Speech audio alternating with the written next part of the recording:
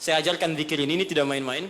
Kalau ada yang divonis penyakit, entah Anda, kerabat Anda, keluarga Anda, sepupu dan sebagainya, dan dokter mengatakan mustahil sembuh, maka bacakan zikir ini. Allah sudah berjanji di ayat 84-nya, siapa yang mengamalkan zikir ini, saya akan sembuhkan penyakitnya, walaupun ia menderita penyakit seperti Ayyub alaihissalam, yang tidak pernah dialami orang sebelumnya, atau dirasakan orang setelahnya. Karena kadang-kadang ada keluhan ketika sakit. Ya Allah, kenapa saya begini? Ya Allah, kapan sembuhnya? Bacakan. Bagaimana cara berintrospeksi di bulan ini? Maka diturunkanlah oleh Nabi cara-cara berintrospeksi dengan 3 pendekatan utama. Ada 3 lafadznya, ini saya ajarkan yang paling ringan saja. Kalau terkait dengan dosa-dosa keseharian, maka lakukan zikir Nabi Adam. Quran surah ke-7 ayat 23. Saya yakin kita hafal. Rabbana zalamna anfusana wa illam taghfir lana wa tarhamna lanakunanna minal khasirin. Bacakan itu minimal setelah selesai kita salat. Astaghfirullah, astaghfirullah, astaghfirullah. Allahumma antas salam, minkas salam, tabarakta ya dzal jalali wal ikram. Perbanyak zikir tadi. Rabbana zalamna anfusana wa illam taghfir lana wa tarhamna lanakunanna minal khasirin. Tapi mohon sekali, ketika Anda bacakan zikir ini, jangan sekedar diucapkan di lisan. Bayangkan Anda punya persoalan apa dalam kehidupan. Jadi ketika Anda bacakan, mata Anda zalim, rasakan kezaliman itu. Ketika dengan orang tua tak bagus, bayangkan perbuatan buruk yang sedang Anda kerjakan. Begitu Anda bacakan, air mata Anda menetes, seketika ampunan Allah akan diturunkan kepada kita. Dan gugur perbuatan buruk yang pernah kita lakukan. 2, ini cepat, ada dosa yang terkait dengan aktivitas pekerjaan yang sedang kita lakukan. Kenal Nabi Yunus? Bagus. Nabi Yunus itu kan berdakwah, bekerja, beraktivitas. Cuma sayang dalam pekerjaan itu tantangannya begitu tinggi. Nanti ada, lain kali kalau ngaji kesini lagi, jangan ngambil yang jauh-jauh ya, yang Anda butuhkan aja. Ya, ini kan teman-teman ada di dunia pekerjaan. Kenapa Anda nggak mengeluarkan fikih bisnis dalam Al-Quran? Manajemen misalnya bisnis dalam Al-Quran, tentang pekerjaan, itu aja yang dibahas. Itu lebih terasa nanti apa yang kita butuhkan, itu yang kita dapatkan. Ada di Quran cara misalnya memudahkan kita mendapatkan kemudahan dalam pekerjaan, tantangannya apa saja, ini yang terjadi kalau Anda bisnis begini, ini yang mungkin terjadi pada orang, penyakit ini yang muncul dari ria untuk diri yang meraih kesuksesan, dari yang iri hati, yang dengki, mengobatinya bagaimana, ada semua. Nah, Nabi Yunus salah satu tipikal yang dicontohkan oleh Allah, sedang beraktivitas, bekerja, dapat tantangan tidak biasa. Ingat ini ya, kalau tantangannya begitu tinggi, maka lawannya sepadan. Di balik itu Allah ingin menganugerahkan anugerah yang tidak biasa. Karena ujian berat tidak akan diberikan pada orang kecil. Jadi kalau Pertamina misalnya sedang menghadapi ini sesuatu yang besar, tantangan besar, artinya di balik itu ada anugerah besar yang akan dihadapkan kepada Anda. Karena itu ingat baik-baik, dalam konteks ini Al-Quran mengatakan hanya orang-orang besar yang bisa melewati itu. Kadang-kadang di situ akan kelihatan, orang yang cuma malas numpang kerja saja akan terlihat. Orang yang butuh tantangan, dia akan dihadapkan pada kesuksesan. Secara singkat, dakwah diusir, masuk ke kapal, sampai dilemparkan ke lautan. Ya, jadi dakwahnya diisengi, diusili, sampai yang terakhir puncaknya, dilempar ke lautan, masuk dalam perut ikan paus. Saya mau tanya sebentar, kalau masuk perut ikan paus, kira-kira pengap atau tidak? Sudah pernah masuk? Pengap, gelap, sulit kan? Baik ya? Nah, gambarannya nonton film Pinocchio kelihatan kan? Nah, sekarang lihat baik-baik. Ketika Nabi Yunus alaihissalam ada dalam perut ikan paus itu, sempat terlintas dengan sifat kemanusiaannya. Kapan saya bisa keluar dari persoalan ini? Kapan Allah tolong saya? Itu fitrah kemanusiaannya. Tapi fitrah kenabiannya, karena beliau maksum, diluruskan oleh Allah. Jangan mengeluh. Ini jalan menuju kesuksesan. Bagian dari kebaikan yang mungkin kamu akan dapatkan. Lakukan zikir ini, begitu diucapkan zikirnya, dikeluarkanlah dari kesulitan itu. Saya mau tanya sebentar. Tadi masuknya ke perut ikan apa?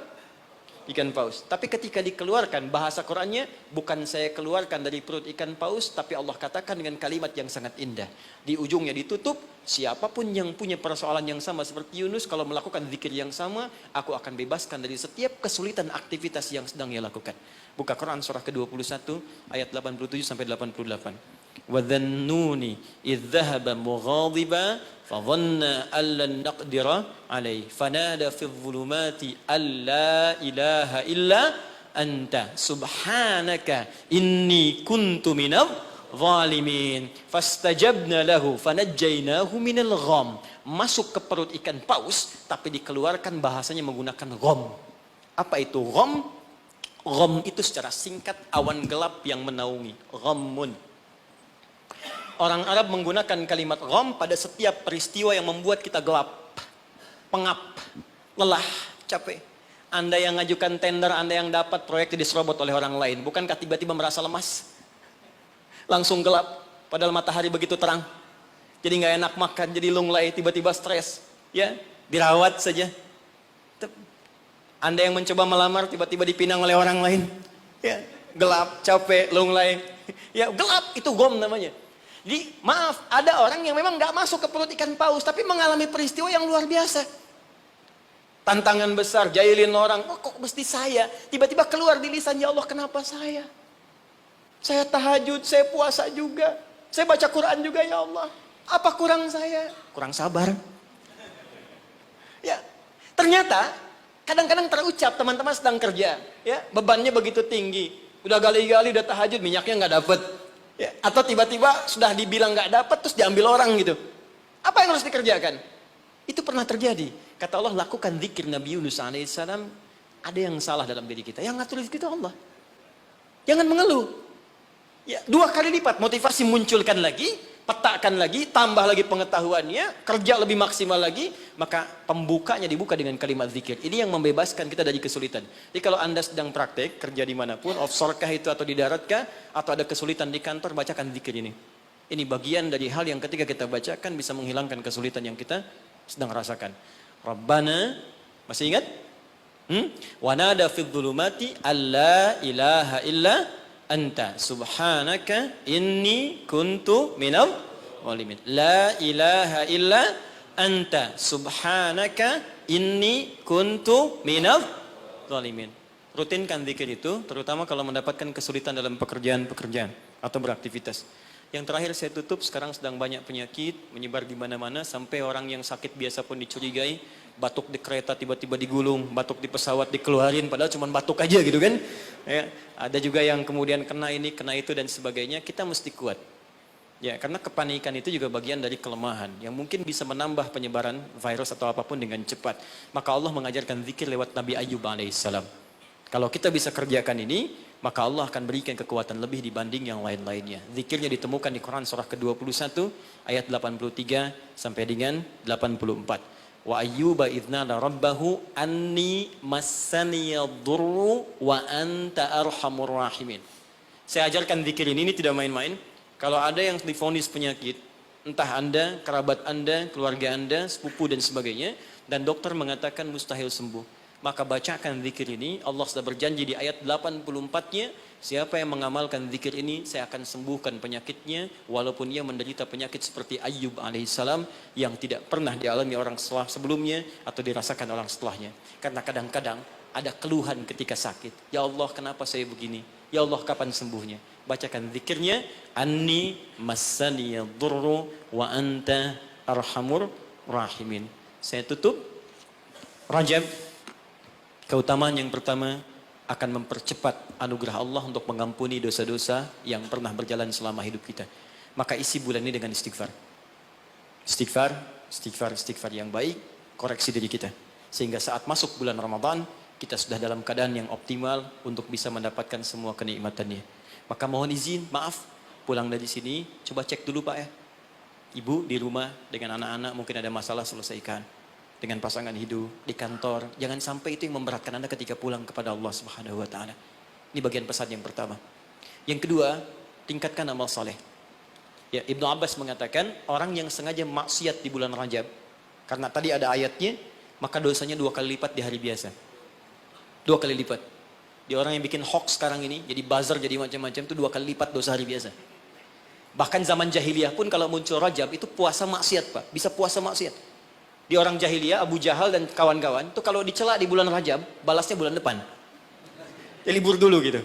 Nah, sekarang orang jahiliyah aja takut bermaksiat di bulan Rajab. Maka bagaimana dengan kita yang masuk dalam nilai-nilai kebaikan? Ya, dua itu.